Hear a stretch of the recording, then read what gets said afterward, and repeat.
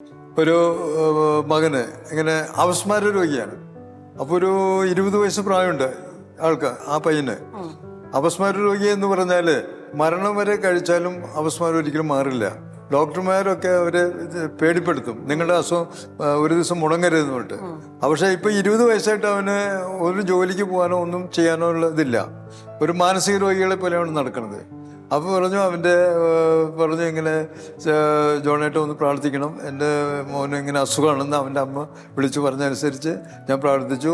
അപസ്മാരം മാറിയെന്ന് മാത്രമല്ല, മെഡിക്കലായി ജോലിക്ക് പോയി തുടങ്ങി, പഠിച്ച് ഡ്രൈവിംഗ് ലൈസൻസ് എടുത്തു. ഇപ്പം ഗൾഫിൽ നല്ല വലിയൊരു സ്ഥാപനത്തിൽ ജോലി ചെയ്യുന്നു.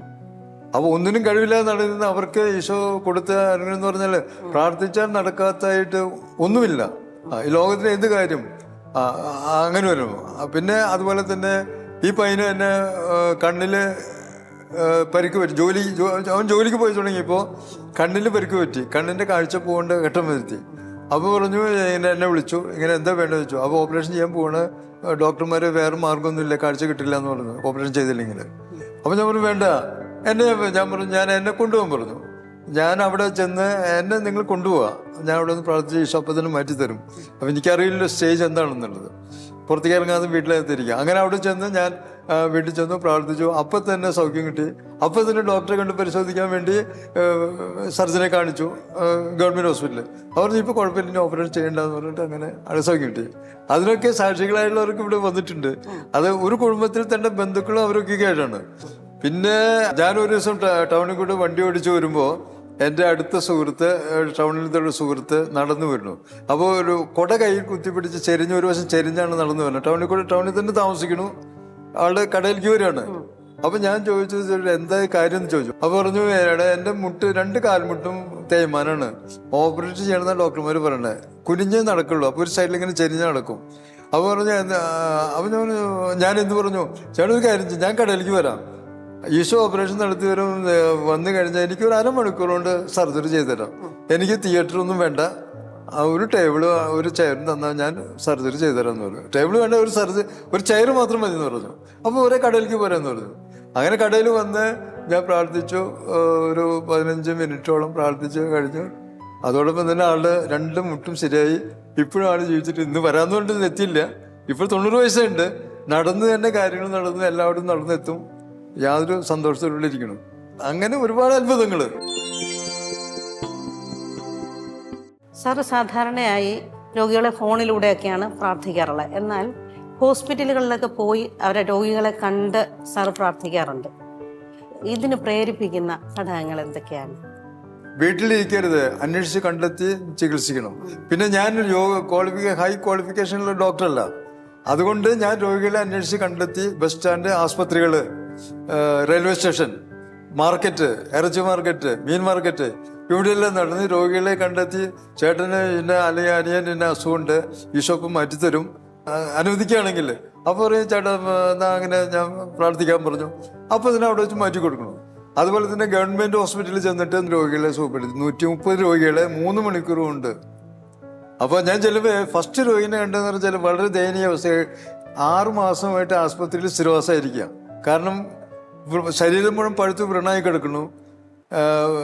കണ്ണു തുറന്ന് ഇരുന്ന് കഴിഞ്ഞാൽ ലോകം മുഴുവൻ കറങ്ങണ പോലെ തോന്നും. സ്വന്തമായിട്ടൊരു ഗ്ലാസ് വെള്ളം, എഴുന്നേറ്റിരിക്കാനോ ഒരു ഗ്ലാസ് വെള്ളം കുടിക്കാൻ പറ്റാത്തൊരവസ്ഥയിലാണ് ആ രോഗി. കെട്ടിടം പണിക്കാരനാണ്. അയാൾ കെട്ടിടം മുകളിൽ വീണു. മുരിയാടാണ് വീടായിട്ട് വീണിട്ട് നടുവൊടിഞ്ഞ് അങ്ങനെ അവസ്ഥയിൽ കിടക്കുന്നു. 6 മാസമായിട്ട് സ്ഥിരമായിട്ട് കട്ടിലിൽ തന്നെ കിടക്കുന്നു ഗവൺമെൻറ് ഹോസ്പിറ്റലിൽ. അവർ ഹിന്ദുസാണ്. അപ്പം ഞാൻ അവിടുത്തെ ആളുടെ ഭാര്യ ഇരിക്കണു. ഞാൻ ചോദിച്ചു, ഞാൻ പ്രാർത്ഥിക്കാൻ വന്നതാണ്, ഞാൻ പ്രാർത്ഥിക്കണോണ്ട് എന്തെങ്കിലും ഇതുണ്ടോ? ഞാൻ ഹിന്ദുക്കളാണല്ലോ. ചേട്ടൻ പ്രാർത്ഥിച്ചു, ഞങ്ങളിവിടെ കണ്ണു തുറക്കാനും പറ്റില്ല, ശരീരം പഴുത്ത് വ്രണായിട്ടിരിക്കുക. അപ്പോൾ ചേട്ടൻ പ്രാർത്ഥിച്ചോളൂ. അപ്പോൾ അങ്ങനെ ഞാൻ ആദ്യമായിട്ട് ഫസ്റ്റ് രോഗിനെയാണ് അവിടെ ചെന്ന് തിയേറ്ററിന് തൊട്ട് അയാൾ കിടക്കുന്നത്. അങ്ങനെ കണ്ട് പ്രാർത്ഥിച്ചു, ഒരു 15 മിനിറ്റ് പ്രാർത്ഥിച്ചു. ഒക്കെ കഴിഞ്ഞ് ഇതൊക്കെ വിടുന്ന് ഞാൻ പിന്നെ അവിടെ നിന്ന് അങ്ങോട്ട് ഇറങ്ങി നടന്ന് പിന്നീട് ഒരു 120 പേര് ഉള്ള ഞാൻ മൊത്തം ഒന്ന് പ്രാർത്ഥിച്ചു. ആസ്പത്രിയിൽ മുഴുവൻ വാർഡിൽ മുഴുവൻ നടന്നിട്ട്. അതിന് ദൈവം എനിക്ക് അവസരം തന്നു, ഞാനത് ഉപയോഗപ്പെടുത്തി. അങ്ങനെ പ്രാർത്ഥിച്ചു കഴിഞ്ഞ് തിരിച്ചു വന്നപ്പോൾ ഒരു 2-3 മണിക്കൂർ തിരിച്ചു വന്ന് ഈ രോഗിയുടെ അടുത്ത് ഞാൻ അന്വേഷിച്ചു എന്താ അവസ്ഥ എന്ന് അറിയാൻ വേണ്ടി ചോദിച്ചപ്പോൾ ആ മനുഷ്യൻ എഴുന്നേറ്റിരുന്ന് കണ്ണു തുറന്ന് ചായ കുടിക്കുന്നു. ശരീരത്തിലെ വ്രണങ്ങളൊക്കെ കരിഞ്ഞു പോയി. പഴുത്ത് മണ്ണടിച്ചിരുന്നും കൂടെ കഴിഞ്ഞ് എല്ലാം ഉണങ്ങിപ്പോയി. ഈശോ സുഖപ്പെടുത്തി. അപ്പോൾ തന്നെ എഴുന്നേറ്റിരുന്ന് കണ്ണു തുറന്ന് ചായ കുടിക്കണം, ഭാര്യ ചായ മേടിച്ചു കൊടുത്ത് കുടിക്കണം. അങ്ങനെ ഒരു കാഴ്ചയോട് എനിക്ക് കാണാൻ പറ്റി.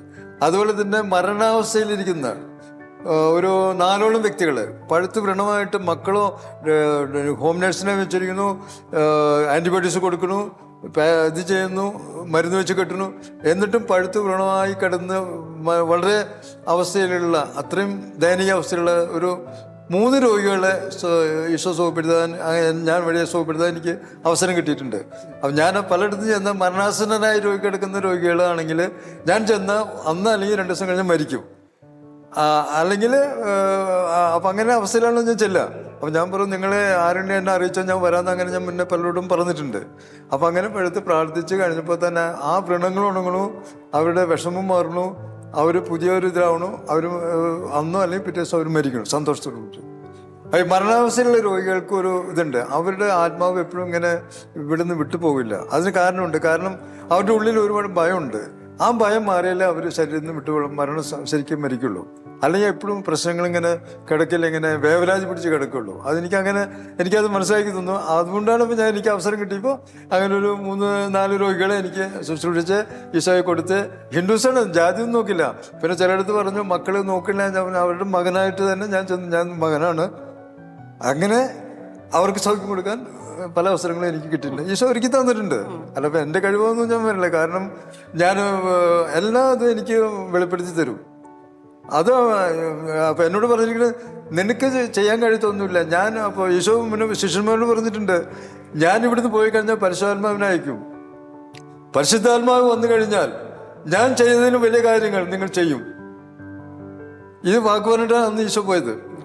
അപ്പോൾ അത് പലർക്കും ഓർമ്മയില്ല, പക്ഷെ അത് പലർക്കും അറിയില്ല. ഇതെല്ലാവർക്കും ഉണ്ട്. പക്ഷെ അത് കഴിവുണ്ടെന്ന് തിരിച്ചറിഞ്ഞ് അവനെ ഉപയോഗപ്പെടുത്തി മറ്റുള്ളവരുടെ നന്മയ്ക്ക് വേണ്ടി ഉപയോഗപ്പെടുത്താനുള്ള അവസരങ്ങൾ നമ്മൾ കണ്ടെത്തി ശുശ്രൂഷ ചെയ്യണം. അതാണ് ഞാൻ ചെയ്തുകൊണ്ടിരിക്കുന്നത്.